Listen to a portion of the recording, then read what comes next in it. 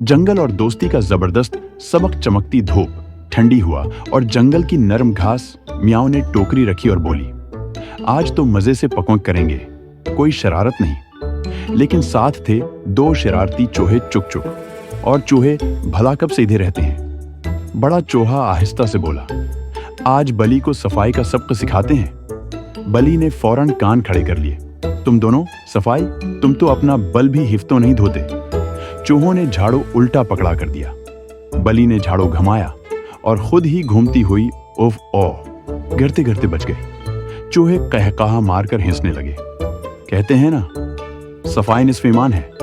बली ने हंसते हुए जवाब दिया, तुम दोनों ने कभी आईना भी देखा है? इतने में तीसरा छोटा सा चूहा आगे आया।